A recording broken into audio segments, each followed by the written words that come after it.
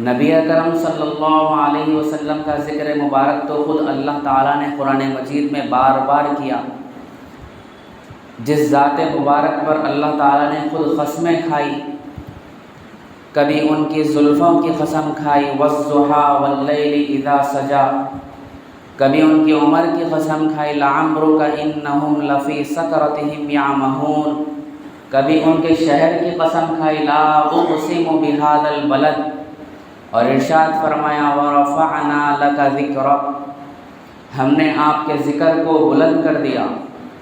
ہم تو عاجز بندے ہیں، اس پر کیا عرض کر سکتے ہیں۔ ان کا مقام تو ایسا ہے کہ ادب سے زبان بند ہو جاتی ہے۔ کہنے والوں نے تو یہاں تک کہا ہے کہ کسی بھی غلام کے لیے اپنے آقا کا ذکر مبارک کرنا ایک سعادت کی بات ہوتی ہے، اور ان سعادت مندوں کی فہرست میں شمولیت کی، شامل ہونے کی ہر مومن کے دل میں تمنا ہوتی ہے۔ اسی تمنا اور آرزو کو دل میں لیے ہوئے آج اس عنوان پر مختصر انداز میں گفتگو کرنی ہے۔ محترم بزرگوں اور دوستو، دنیا میں بڑے بڑے رہنما، جرنیل، فلاسفر، ادیب اور خطیب گزرے ہیں۔ ان سب کی زندگیوں کا اگر مطالعہ کیا جائے تو ایک بات سب میں یکساں نظر آتی ہے کہ ان کی وفات کے بعد لوگوں نے کہا کہ مرحوم نے بہت کچھ کیا مگر زندگی نے وفا نہ کی۔ اگر زندگی وفا کرتی تو وہ اس فن کو اور بھی عروج پر پہنچاتے۔ بڑے بڑے شعراء گزرے، ان کی وفات کے بعد بھی لوگوں نے کہا کہ فلاں نے بڑے اچھے شعر کہے مگر زندگی نے وفا نہ کی، اگر زندگی وفا کرتی تو وہ اور بھی اچھے اشعار کہہ لیتے۔ بڑے بڑے جرنیلوں کی زندگیوں کو پڑھا، اس میں بھی نظر آتا ہے کہ لوگوں نے لکھا ہے کہ اگر وہ اتنے سال اور زندہ رہتا تو وہ پوری دنیا کا فاتح بن جاتا۔ گویا فلاسفر، ادیبوں، خطیبوں اور جرنیلوں کی زندگیوں کو دیکھا جائے تو یہ تمام زندگیاں نامکمل نظر آتی ہیں، کیونکہ لوگ کہتے ہیں کہ اگر زندگی وفا کرتی تو وہ اپنے اندر اور کمالات پیدا کر لیتے۔ معلوم ہوا جو زندگی انہیں دی گئی تھی اس زندگی کے اندر 60 سے 70 سال کی زندگی میں انہوں نے اپنے اندر وہ کمالات پیدا نہیں کیے جو کمالات پیدا کرنے چاہیے تھے۔ محترم سامعین، پوری کائنات کے اندر صرف ایک ہستی ایسی ہے جس نے اپنے ہوش و حواس میں دن کے وقت میں اپنے متعلقین کے محفل میں کھڑے ہو کر یہ اعلان کیا، اے لوگو، دنیا میں جس مقصد کے لیے مجھے بھیجا گیا تھا میں اس مقصد کو پورا کر چکا ہوں۔ لوگوں نے کہا آپ نے سچ فرمایا۔ آپ صلی اللہ علیہ وسلم نے اپنی انگلی کا اشارہ کرتے ہوئے فرمایا، اے اللہ تو گواہ ہے نا۔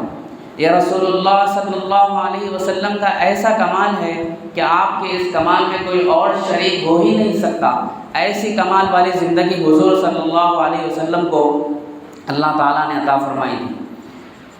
نبی اکرم صلی اللہ علیہ وسلم کی زندگی کا ہر ایک پہلو ایک عنوان ہے۔ کتابیں بڑھتی چلی جائیں گی مگر کسی ایک عنوان کا حق ادا نہیں ہو سکے گا۔ امت 1400 سال سے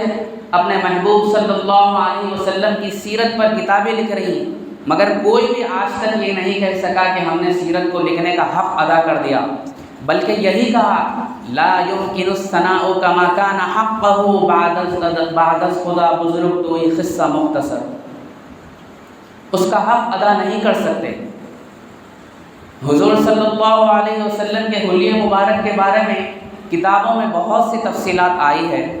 ابن مسلمہ رحمۃ اللہ علیہ ایک تابعی ہے، وہ ایک صحابی کے پاس بیٹھے ہوئے تھے، ان سے پوچھتے ہیں کہ آپ ہمیں نبی علیہ الصلوۃ والسلام کے بارے میں کچھ بتائیے،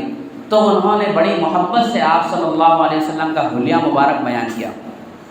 وہ فرماتے ہیں کہ آپ صلی اللہ علیہ وسلم کی پیشانی مبارک بڑی دل فریب تھی۔ آپ صلی اللہ علیہ وسلم کا چہرہ مبارک اتنا کشادہ تھا کہ جس پر سرخی اور سفیدی تھی۔ آپ صلی اللہ علیہ وسلم کی بھویں مبارک بہت دیدہ زیب تھی۔ آپ صلی اللہ علیہ وسلم کا سینہ مبارک بڑا کشادہ تھا۔ دونوں مونڈوں کے درمیان، دونوں کندھوں کے درمیان مہر نبوت تھی۔ دونوں ہتھیلیاں پرگوشت تھیں، اور آپ کا جسم مبارک اتنا نرم تھا کہ حضرت انس رضی اللہ عنہ فرمایا کرتے تھے کہ میں نے اپنی پوری زندگی میں ریشم کو بھی چھوا اور اپنے محبوب صلی اللہ علیہ وسلم کے جسم اطہر کو بھی چھوا، اور میں اس نتیجے پر پہنچا کہ میرے محبوب صلی اللہ علیہ وسلم کا جسم مبارک ریشم سے بھی زیادہ نرم تھا۔ بہرحال وہ یہ فرماتے ہیں کہ جب نبی صلی اللہ علیہ وسلم اٹھتے تو یوں محسوس ہوتا جیسے چٹان کے پیچھے سے آپ صلی اللہ علیہ وسلم اچانک نکل آئے ہوں۔ جب آپ چلتے تو یوں محسوس ہوتا جیسے اونچائی سے نیچے کی طرف آ رہے ہوں۔ یہ وہ چیزیں ہیں جو آج موجودہ دور میں، ٹیکنالوجی کے دور میں، لوگ ایڈیٹنگ ایپ کی مدد سے، فلٹر کی مدد سے اپنے آپ کو اچھا ظاہر کرنے کے لیے، اپنے آپ کو اچھا شو کرنے کے لیے کبھی کوئی اونچائی سے نیچے آنے والی کلپ بناتا ہے، کبھی کوئی اچانک نمودار ہونے والی کلپ بناتا ہے، کیونکہ اس سے انسان اچھا معلوم ہوتا ہے۔ لیکن یہ سب چیزیں رسول اللہ صلی اللہ علیہ وسلم نے، اللہ تعالیٰ نے پیدائشی طور پر، فطرتی طور پر اللہ تعالیٰ نے آپ صلی اللہ علیہ وسلم میں رکھ دی تھی۔ حضور صلی اللہ علیہ وسلم ارشاد فرمایا کرتے تھے، میرے بھائی یوسف تو صبیح تھے، میں ملیح ہوں۔ صباحت کہتے ہیں چہرے پر سفیدی غالب ہو تو اس کو صباحت کہتے ہیں، اور ملاحت اس کو کہتے ہیں کہ جب صورت کو دیکھا جائے تو نقش ایسے ہوں کہ دیکھتے ہی دل میں اثر کرے۔ اس لیے نبی پاک صلی اللہ علیہ وسلم نے فرمایا میں ملیح ہوں۔ آپ صلی اللہ علیہ وسلم کے حسن و جمال کے بارے میں کیا کیا باتیں کی جائیں۔ حضرت عائشہ فرماتی ہیں، حسن یوسف کو دیکھ کر زلیخا نے اپنے ہاتھ کاٹ لیے، اگر وہ میرے محبوب صلی اللہ علیہ وسلم کو دیکھ لیتی تو اپنے دل کاٹ لیتی۔ اتنا حسن و جمال تھا ہمارے حضرت محمد مصطفیٰ صلی اللہ علیہ وسلم کا۔ آپ صلی اللہ علیہ وسلم کے لعاب مبارک میں بھی اتنی تاثیر تھی کہ خیبر کے دن حضرت علی رضی اللہ عنہ کی آنکھیں دکھ رہی تھی، آپ نے اپنا لعاب مبارک ان کی آنکھوں پر لگا دیا تو آنکھیں ٹھیک ہو گئی۔ عتبہ ابن خرخت جو فاطم موصل کہے جاتے ہیں، ان کے جسم پر دانے نکل آئے تو آپ صلی اللہ علیہ وسلم نے ان کے جسم پر اپنا لعاب مبارک لگا دیا تو دانوں کو بھی شفا ہو گئی۔ پوری زندگی ان کے جسم سے ایسی خوشبو آتی رہی کہ دوسرے صحابہ ان کے جسم سے اس خوشبو کو سونگا کرتے تھے۔ آپ صلی اللہ علیہ وسلم کے پسینے مبارک میں بھی اتنی خوشبو ہوتی تھی کہ جب کبھی حضرات صحابہ کرام آپ کو تلاش کرنے کے لیے نکلتے تو فرماتے تھے کہ ہم راستے کی خوشبو سونگ کر ہی اندازہ لگا لیا کرتے تھے کہ نبی صلی اللہ علیہ وسلم اس راستے سے گزرے ہوں۔ ایک غریب صحابی آپ صلی اللہ علیہ وسلم کی خدمت میں حاضر ہوئے اور اپنی بیٹی کے لیے شادی کے لیے دعا کرائی تو آپ صلی اللہ علیہ وسلم نے ان کی بیٹی کے لیے دعا فرما دی اور ان سے کہا کہ آپ کے پاس دلہن کے لیے کوئی خوشبو تو نہیں ہوگی۔ چنانچہ آپ صلی اللہ علیہ وسلم نے اپنے پسینے مبارک کے چند قطرے عطا فرما دی۔ وہ لے کر گئے تو سب گھر والوں نے اسے استعمال کیا۔ اس کے بعد ان گھر والوں سے اتنی خوشبو آتی تھی کہ اس گھر کا نام ہی بیت الموتیین یعنی خوشبو والوں کا گھر مشہور ہو گیا۔ اللہ تعالیٰ نے حضرت محمد الرسول اللہ صلی اللہ علیہ وسلم کو کل کائنات کے لیے، عالم اسلام کے لیے رحمت بنا کر بھیجا ہے۔ چنانچہ اللہ تعالیٰ فرماتے ہیں وَمَا أَرْسَلْنَاكَ إِلَّا رَحْمَةً لِلْعَالَمِينَ، اے نبی صلی اللہ علیہ وسلم ہم نے آپ کو پورے عالم اسلام کے لیے، کل کائنات کے لیے رحمت بنا کر بھیجا۔ آپ صلی اللہ علیہ وسلم دنیا کی ہر مخلوق کے لیے رحمت ثابت ہوئے۔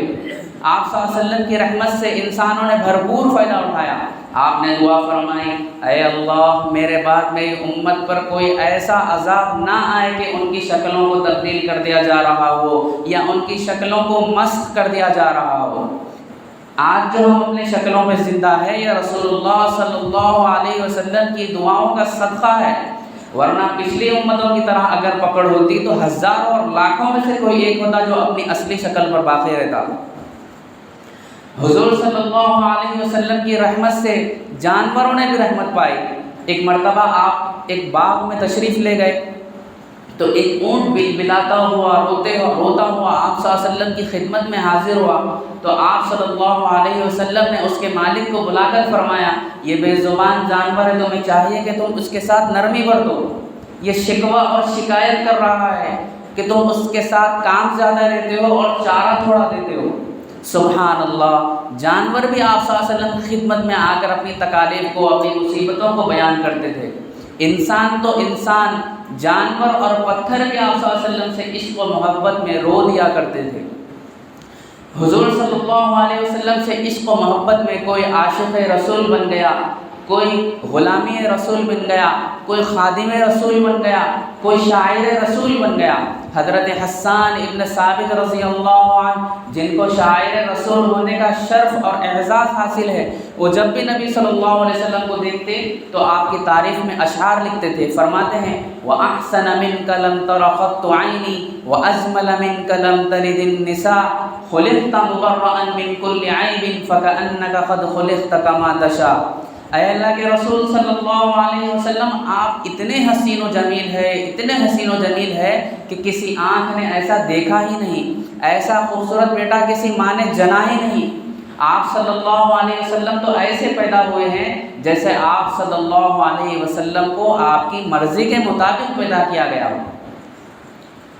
جب نبی کریم صلی اللہ علیہ وسلم اپنے حجرے شریف میں تشریف لے جاتے اور وہاں آرام فرماتے تو بعض صحابہ اکرام اپنے گھروں سے باہر نکل کر حضور صلی اللہ علیہ وسلم کے حجرے شریف کے باہر گھنٹوں کھڑے رہتے اور یہ سوچتے یہ وہ جگہ ہے جہاں ہمارے محبوب صلی اللہ علیہ وسلم سوئے ہوئے ہیں، یہ وہ جگہ ہے جہاں ہمارے محبوب صلی اللہ علیہ وسلم آرام فرما رہے ہیں۔ عجب چیز ہے عشق شاہ مدینہ، یہی تو ہے عشق حقیقی کا زینہ، ہے معمور اس عشق سے جس کا سینہ، اسی کا ہے مرنا اسی کا ہے جینا۔ محترم بزرگوں اور دوستو، عشق و محبت تو وہ ہے جنہوں نے رسول اللہ صلی اللہ علیہ وسلم کے خاطر اپنی جانوں کا نذرانہ پیش کیا، اپنے باغات لٹا دیے، اپنے مال و دولت لٹا دیے، یہاں تک کہ رسول اللہ صلی اللہ علیہ وسلم کی خاطر اپنے ماں باپ اور بیوی بچوں تک چھوڑ دیا۔ لیکن بڑے افسوس کے ساتھ یہ کہنا پڑ رہا ہے کہ جیسے ہی ربیع الاول کا مہینہ آتا ہے تو ہمارے پاس رسول اللہ صلی اللہ علیہ وسلم کی محبت کے نام پر وہ کچھ کیا جاتا ہے جس کی شریعت میں کچھ گنجائش نہیں۔ ناچنے اور ڈھول بجانے کا نام عشق رسول نہیں، اپنے تمناؤں اور خواہشات کو پورا کرنے کا نام عشق رسول نہیں، گلیاں سجانے کا نام عشق رسول نہیں، گاڑیوں اور سواریوں پر جھنڈے لہرانے کا نام عشق رسول نہیں، نعرے لگا لینے کا نام عشق رسول نہیں ہے، بلکہ حقیقی عشق و محبت تو وہ ہے جس کو صحابہ نے اپنایا، تابعین نے اپنایا، اولیاء اللہ نے اپنایا، نیک متقی پارسا لوگوں نے اپنایا، اپنے چہروں کو داڑھیوں سے سجایا، اپنے لباس کو نبی کے لباس کی طرح بنایا، زندگی کے ہر شعبے میں نبی کو اپنا رول ماڈل بنایا اور آپ کی طرز زندگی کو اپنی زندگی میں ڈھالا اور عمل سے اس کا ثبوت دیا۔ لقد کان لکم فی رسول اللہ اسوۃ حسنہ، یقیناً رسول اللہ صلی اللہ علیہ وسلم کی زندگی تمہارے لیے بہترین نمونہ اور رول ماڈل ہے۔ لیکن آج بعض لوگ کہتے ہیں کہ اس میں کیا حرج ہے، ہم اپنی مرضی سے رسول اللہ صلی اللہ علیہ وسلم کی محبت کا اظہار کریں، ہے تو محبت ہی۔ اب میں آپ سے ایک بات پوچھنا چاہتا ہوں کہ اگر آپ کسی درزی یا ٹیلر کو نمونہ دیتے ہیں کہ یہ میرا جوڑا ہے، آپ کو ایسا ہی بنانا ہے، لیکن ٹیلر اپنی مرضی سے کرتے یا پائجامے میں 2-3 انچ لمبا کر دے یا دامن بڑا کر دے یا بازو بڑا کر دے اور کہے اس میں کیا حرج ہے، کم تو نہیں، کیا صرف بڑھایا ہے، تو کیا آپ اس کو اجرت دیں گے؟ کیا آپ اس کو پیسے دیں گے؟ ظاہر ہے نہیں دیں گے، بلکہ اس کو مزید کہیں گے جب میں نمونہ دیا تھا تو تیرا کام تھا میرے نمونے کے مطابق بنانا۔ ٹھیک اسی طرح اللہ تعالیٰ بھی فرماتے ہیں ہم نے رسول اللہ صلی اللہ علیہ وسلم کی ذات کو نمونہ بنا کر بھیجا ہے، اس جیسا لے کے آؤ گے تو مزدوری ملے گی ورنہ مزدوری نہیں ملے گی۔ نمونے کا مطلب کمی بیشی کی کوئی گنجائش نہیں ہے، جیسا رسول اللہ صلی اللہ علیہ وسلم نے کیا ہے اسی طرح ہمیں کرنا ہے، جیسے صحابہ اکرام نے رسول اللہ صلی اللہ علیہ وسلم سے محبت کا اظہار کیا ہے اسی طرح ہمیں کرنا ہے۔ مثلا فجر کی نماز میں 2 رکعت ہے، کوئی اٹھ کے یہ کہے کہ ایک اور رکعت اضافہ کر دیا جائے تو جیسے یہاں بات اس کی نہیں مانی جائے گی، ٹھیک اسی طرح رسول اللہ صلی اللہ علیہ وسلم سے محبت کے اظہار میں بھی وہ باتیں نہیں مانی جائیں گی جس کا صحابیات سے یا صحابہ سے یا تابعین سے ثابت نہ ہو۔ صلح حدیبیہ کے موقع پر حضرت عثمان رضی اللہ عنہ نبی صلی اللہ علیہ وسلم کے ایلچی بن کر یعنی پیغام رساں بن کر پہنچے مکہ مکرمہ میں۔ آپ رضی اللہ عنہ کا پیجامہ مبارک ٹخنوں سے اوپر آدھی پنڈلیوں تک تھا، کیونکہ رسول اللہ صلی اللہ علیہ وسلم کی تعلیم یہ ہے کہ اپنا پیجامہ، اپنا ازار، اپنا شلوار ٹخنوں سے نیچے نہ لٹکایا جائے، بلکہ اس زمانے میں متکبرین کا طریقہ یہ تھا کہ وہ اپنا ازار ٹخنوں سے نیچے لٹکاتے تھے، بلکہ جتنا بڑا چودھری اور سردار ہوتا تھا وہ اپنا ازار اتنا ہی نیچے لٹکاتا تھا۔ حضرت عثمان رضی اللہ عنہ کے چچازاد بھائی نے مشورہ دیا کہ بھائی اپنا پیجامہ ٹخنوں سے نیچے کر لو ورنہ ہمارے سرداروں کی نظر میں آپ کی کوئی وقار اور عزت باقی نہیں رہے گی۔ حضرت عثمان رضی اللہ عنہ نے جب اپنے چچازاد بھائی کی باتیں سنی تو لمبی چوڑی بحث کے بجائے مختصر سا جواب دیا، لا ہاکذا ازار صاحبنا صلی اللہ علیہ وسلم، یہ جھوٹی شان و شوکت کی وجہ سے میں اپنا ازار ٹخنوں سے نیچے نہیں کر سکتا، کیونکہ میرے آقا حضرت محمد الرسول اللہ صلی اللہ علیہ وسلم کا ازار پنڈلیوں تک ہوتا ہے۔ لوگ مجھے چھوٹا سمجھتے ہیں، سمجھتے رہیں، میرا مذاق اڑاتے رہیں، لیکن میں ان کی نظر میں بڑا بننے کے لیے، اپنے آپ کو بڑا بنانے کے لیے، ان کی ہنسی مذاق سے بچنے کے لیے میں اپنے آقا حضرت محمد الرسول اللہ صلی اللہ علیہ وسلم کی سنت کو نہیں چھوڑ سکتا۔ صحابہ کرام سرداروں، دنیا داروں، مالداروں اور بادشاہوں کی پرواہ نہیں کرتے تھے، بلکہ وہ تو اللہ اور اس کے رسول صلی اللہ علیہ وسلم کی پرواہ کرتے تھے، اور ہم نام نہاد عاشقان رسول سارے زمانے کی فکر کرتے ہیں۔ داڑھی رکھوں گا تو لوگ کیا کہیں گے، ٹخنوں سے پیجامہ اوپر کر لوں گا تو لوگ کیا کہیں گے۔ ہمیں لوگوں کی پرواہ رہتی ہے، لیکن اللہ اور اس کے رسول صلی اللہ علیہ وسلم کی پرواہ نہیں رہتی۔